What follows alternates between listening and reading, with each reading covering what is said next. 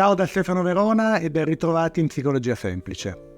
Oggi torniamo a parlare nuovamente del tema dei sensi di colpa. Dobbiamo pensare che tutte le volte che ci capita qualche cosa di negativo, la nostra mente tende come prima cosa a cercare un responsabile di quello che è avvenuto. Bene, questo processo ha delle implicazioni molto importanti su cosa avverrà dopo l'evento. Quando mi capita di parlare di queste cose, generalmente faccio questo tipo di esempio. Proviamo a immaginare una storiella, per niente allegra, che ci aiuterà a capire questo concetto. Immaginiamo una ragazza di 17 anni che una sera decide di guardare un film insieme al suo papà. Hanno appena finito di cenare, sono pronti per andare davanti alla televisione, ma questa ragazza, che chiameremo Paola, riceve una telefonata. Immaginiamo che la sua amica Luciana le proponga di andare insieme a lei ad una festa in discoteca che c'è nella periferia della città. Inoltre la sua amica è molto insistente e le chiede con forza di partecipare, dicendole che non se la sente di andare da sola, quindi la prega di accompagnarla. Paola in questo momento si trova in una situazione difficile.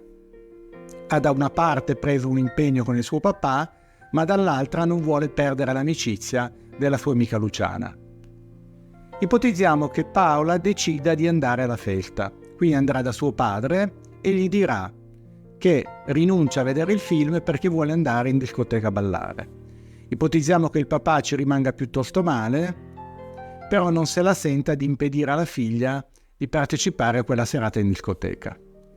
Paola quindi esce, la sua amica Luciana la viene a prendere sotto casa, entrano nella discoteca e mentre sono nella discoteca si accorgono che, essendo ragazze, hanno la possibilità di entrare senza pagare il biglietto e hanno anche diritto a 2 consumazioni alcoliche gratuite.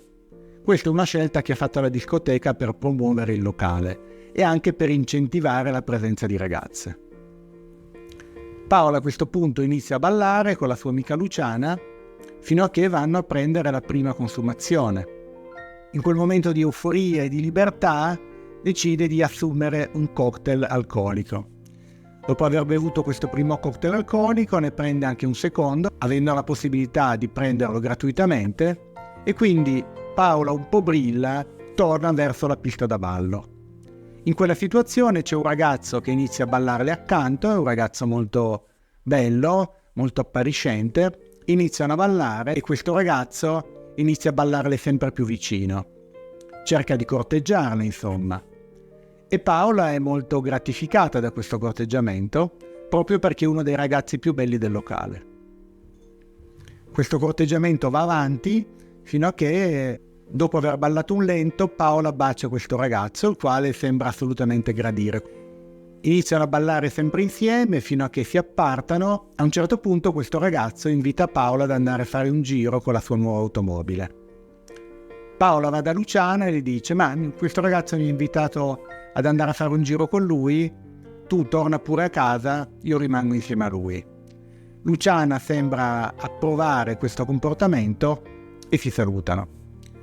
A questo punto Paola sale in macchina con questo ragazzo, si allontanano per cercare un luogo appartato.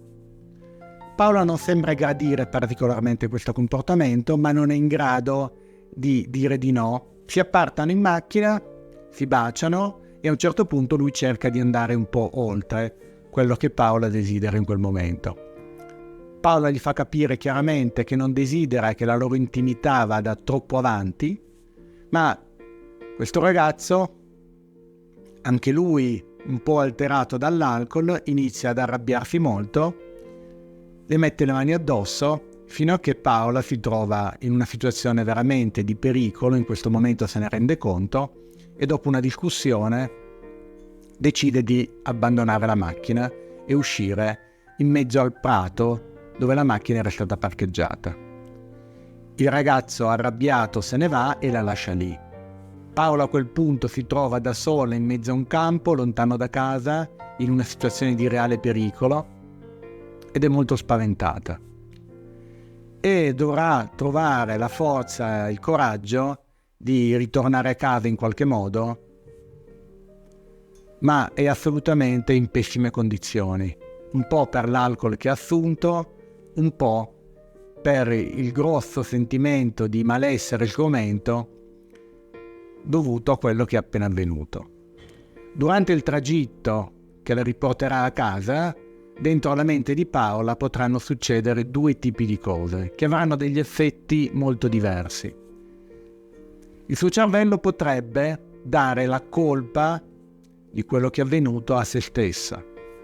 Quindi potrebbe iniziare a fare dei ragionamenti del tipo: sono stata una stupida, non dovevo uscire di casa, non dovevo farmi convincere dalla mia amica, dovevo rimanere a casa con mio padre, non dovevo bere degli alcolici, non dovevo dare troppa confidenza a questo ragazzo, non dovevo baciarlo in mezzo alla pista, non dovevo accettare il suo invito a salire sulla macchina. Insomma, questa brutta situazione in cui mi sono trovata me la sono proprio cercata. Ma il cervello di Paola potrebbe fare anche un altro tipo di ragionamento, in cui la responsabilità non viene data a sé, ma al resto del mondo, cioè a tutte le altre persone e le situazioni che sono esterne a lei. In questo caso potrebbe dire: mio padre è stato un irresponsabile a lasciarmi uscire a quell'ora di sera, la mia amica è stata molto opportunista perché ha cercato di farmi venire con lei, anche se io non avevo voglia, avevo un impegno.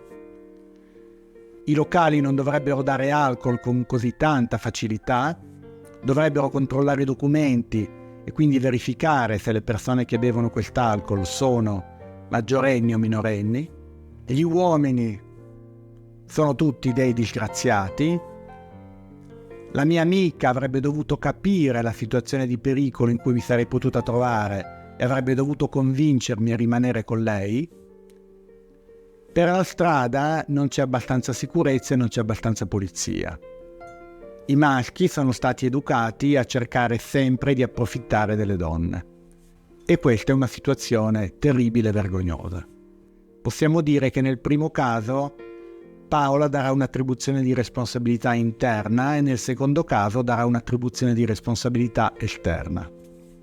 Ora, quello che ci interessa capire è quali saranno le conseguenze di questi due tipi di lettura. Nel primo caso Paola si sentirà molto stupida, molto sbagliata, avrà probabilmente una risposta fortemente depressiva a quello che è avvenuto e sicuramente non si sentirà affatto bene nei giorni successivi. Supererà quello che è avvenuto sapendo che qualora lei domani deciderà di comportarsi diversamente, queste cose non dovrebbero più accadere. E quindi l'attribuzione di responsabilità interna sarà per lei tranquillizzante sulla possibilità di evitare in futuro situazioni così sgradevoli e pericolose. Nel secondo caso, qualora Paola desse un'attribuzione esterna, salverà la sua autostima perché non si sentirà responsabile o addirittura colpevole di quello che è avvenuto, ma per consolidare questa idea dovrà in qualche modo demolire tutte le persone che sono intorno. Quindi, per rafforzare questa idea, inizierà a consolidare il pensiero che suo padre non è un padre sufficientemente protettivo, che le amiche sono delle persone opportuniste, che c'è una società che non tutela i cittadini e quindi che il sistema non funziona sostanzialmente, e che gli uomini sono tutti dei maiali, approfittatori, egoisti, prepotenti e violenti. Ecco, noi non possiamo chiaramente dire qual è l'interpretazione corretta dell'evento che è avvenuto. Voi che mi ascoltate avrete la vostra idea e se avete piacere potete scriverla nei commenti. Ma a me quello che interessa evidenziare è proprio l'effetto psicologico diverso che porteranno le due interpretazioni. Nel primo caso Paola avrà una risposta depressiva, quindi un tono dell'umore depresso, ma riuscirà a uscirne nel momento che troverà delle soluzioni riguardanti il futuro. Nel secondo caso la situazione sarà più drammatica.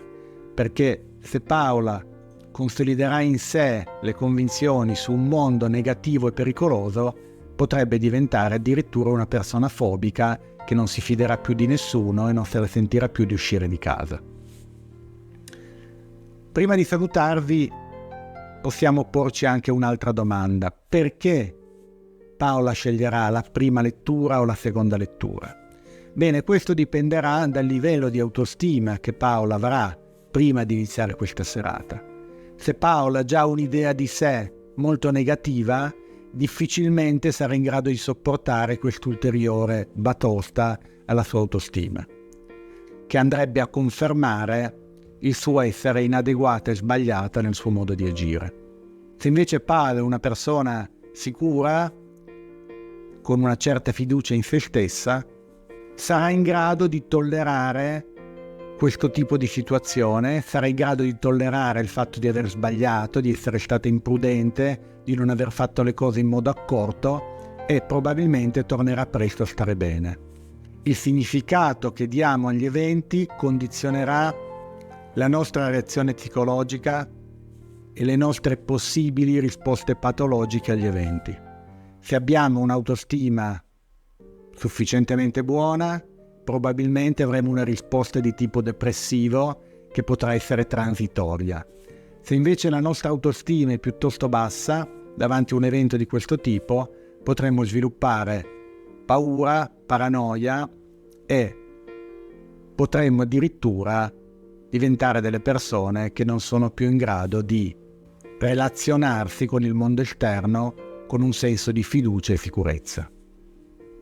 Spero che questo vi sia stato utile. Provate a pensare cosa fate voi tutte le volte che vi capita qualcosa di negativo. Se tendete a dare una responsabilità all'interno, cioè a voi stessi, a prendervi la responsabilità di quello che accade, oppure siete di quelle persone che tendono a dare sempre la colpa agli altri, come si suol dire. Non voglio giudicarvi né nel primo caso né nel secondo, ma sappiate a cosa andate incontro. Assumersi la responsabilità degli eventi ci consente, dopo un primo periodo doloroso, di superare generalmente bene qualunque cosa ci possa accadere. Se diamo un'attribuzione di responsabilità all'esterno, invece facciamo una fotografia mentale del mondo esterno come negativo, cattivo e pericoloso. Queste convinzioni andranno a installarsi dentro di noi e condizioneranno tutte le nostre scelte e relazioni future. Vi saluto e vi ringrazio per l'attenzione e ci vediamo al prossimo video. Ciao!